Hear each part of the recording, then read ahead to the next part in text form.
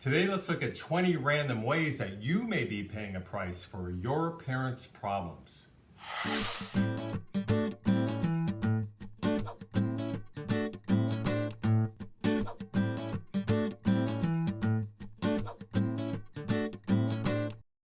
all know our parents are not perfect. Many of you have families. You know raising children is a difficult process.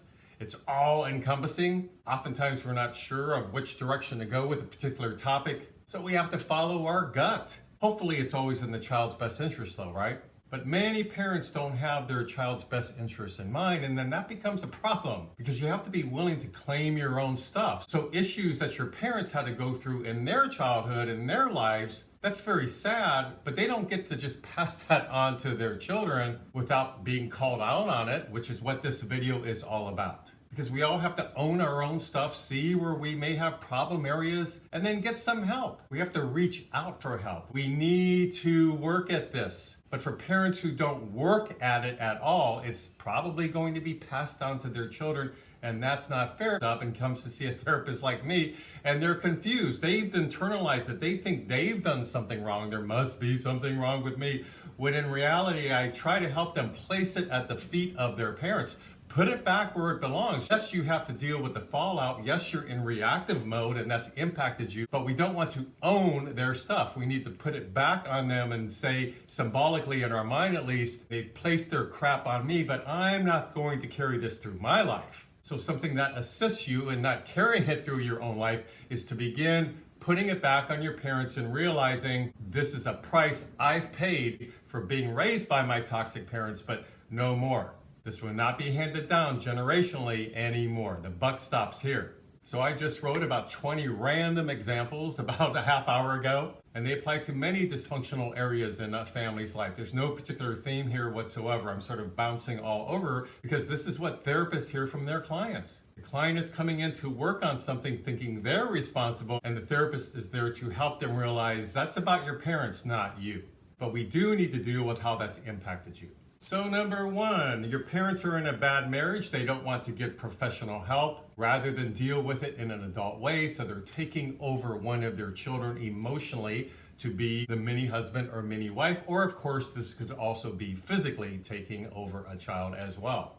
Number two, your mom was physically abused. She was beaten by a parent, so now she's beating you.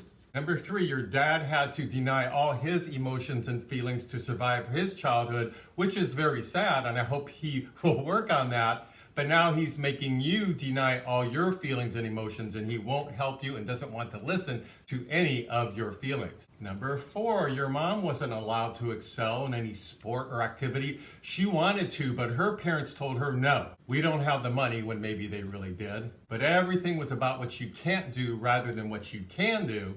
So now she's telling her daughter, let's say it's you, that you can't participate in that soccer game or be in the school play, even though you just got the lead role a few days ago. So this is because partly of jealousy, and she wants to see you go through what she had to go through.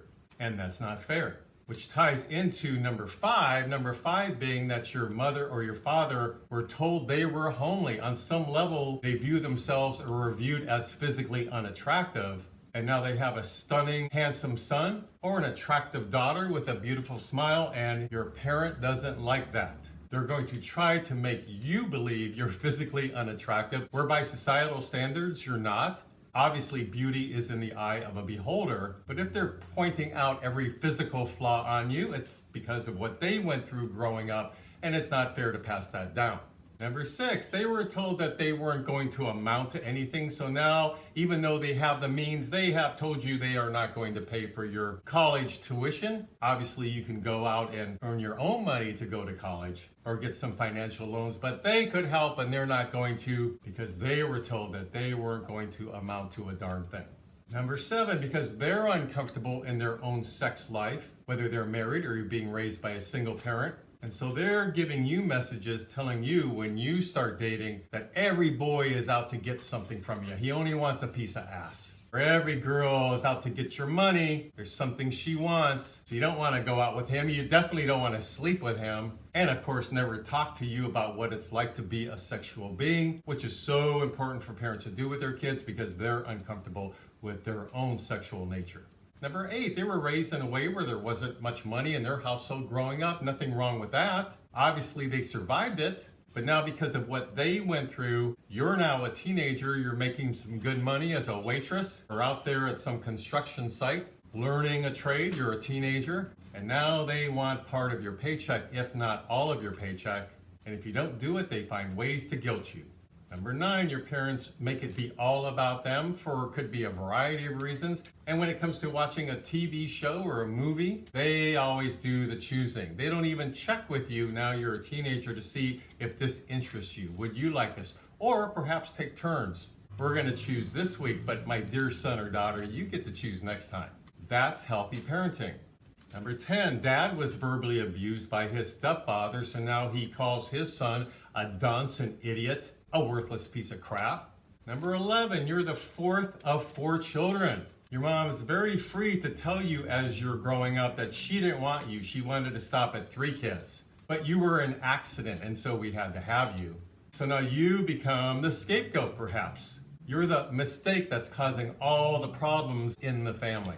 Number 12, either your mom or dad has social anxiety, and so rather than work on it, take responsibility for it, force themselves to be uncomfortable and deal with social situations, feel the fear and do it anyway, right? That's how we work with feelings. We feel the feelings, but we don't let it control our behavior. But rather than doing that, they choose you, the son or the daughter, to handle all the social interactions for the family. Plan the parties, invite people over for dinner. When they're there, cook the dinner perhaps, serve them drinks. You know it's your responsibility to handle everything socially when really it's not your responsibility at all. Number 13, because your mom was very provocative, let's say, in high school. Maybe she was even called a slut and she's embarrassed about that. But those are her issues to deal with, right? But now she's shaming you, the daughter, and telling you always, oh, your sweater is way too tight. Why are you showing so much cleavage when you're not showing cleavage hardly at all? Pull that skirt down.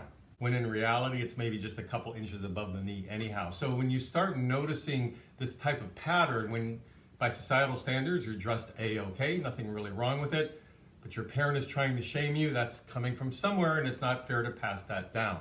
Number 14, because your dad's always struggled a bit with obesity, he's ran to food as a way to soothe his uncomfortable feelings. He now is telling you, the son, that you're overweight, when in reality you're not. You're eating too much at dinner. You need to go out and work out some. You're getting fat, son. So obviously he's projecting on his son, in this case, what he went through. And it's continuing on because he's never dealt with it with a therapist on his own. Number 15, because mom was singled out as the smart one in the family, even though maybe she really wasn't, but the parents wanted her to believe that because then she could take more control of raising her siblings. But even if she is naturally bright and smart, that's the one thing she has to hold on to that makes her proud about her childhood when everything else was a bit off, perhaps. So now you're born, you're the child, and you're bright, you're smart, you're equally smart, maybe more smart than her intellectually. She feels threatened by that because you're going to take away her legacy, so she intentionally calls you stupid. Number 16, because your parents were raised a particular religion, they're now insisting and commanding you, even though you're, let's say, 17 years old, to continue with the religion that they forced on you. So if a child naturally chooses that, and the religion resonates with them, and it's something that uplifts them and makes them feel good, absolutely, that's up to them at that point. But to shame a child at this age into thinking they're doing something wrong because they want to explore their own sense of spirituality, religion, and so on, that's a big mistake. Number 17, because dad is bad with finances most of his life, he just didn't get math that well. Well, he's not paying the bills on time. Suddenly the heat, the furnace is turned off in the winter, and now he's blaming his son for perhaps throwing away the bill when it came in the mail, even though the son didn't do that. Or telling the daughter this is happening because the heating bill is so high because you're always cold. And so he's trying to dodge his responsibility for not handling the family finances properly. Number 18, because mom gets drunk and or is an alcoholic to handle and work with anxiety, but is in major denial about this, she projects her feelings about being a drunk onto her daughter, who occasionally at age 18 would like to have a glass of white wine with dinner. So nothing wrong with an 18-year-old wanting to have a glass of wine, but she's shaming the child because, after all, she's not dealing with her own issues about drinking. Number 19, you're one of 3 kids. Your siblings look one way and you look more like your dad's mother. Well, your dad's mother used to abuse him. So now you're singled out by your dad, maybe unconsciously, he may not even know he's doing this, singling you out for more punishment, being much more harsher with you, much more harder on you, because he's being reminded of his abusive parent. Not a fair thing to do to a child, and this is why a parent needs to deal with their own issues in therapy. And number 20, because your mom wants to take you over because it's a bad marriage and wants to turn you into a mini husband, or the dad turning a daughter into a mini wife emotionally. She's pitting you against your siblings. So when parents divide the siblings on some level, also unconsciously driven much of the time, it's because with the divide and conquer paradigm around this, it's easier to get one child more into the role of being submissive, being more of the people pleaser, being more of the chameleon, giving in and being the mini husband or mini wife. Can't have the kids united because they may all stand up and rise up against the parents. So oftentimes a parent will find various ways to divide and conquer the children, and that feeling of divisiveness sadly can last an entire lifetime between the kids if it's not dealt with at some point. So, very random list. I was bouncing all over, purposely actually bouncing all over, because we can see all the ways it filters into kids' lives. This video is not meant to condemn the parents. It's meant to point out the truth of the matter and the fact that this is why everybody is responsible for taking care of their own mental health and getting the help they need in their own life. So once again, things are not passed on generationally. Please leave me some comments below. Perhaps you'd like to add number 21, 22, 23, and so on. Please subscribe to my mental health YouTube channel if you like these kind of videos. And until next week, this is Brad Shore signing off from Ask a Shrink.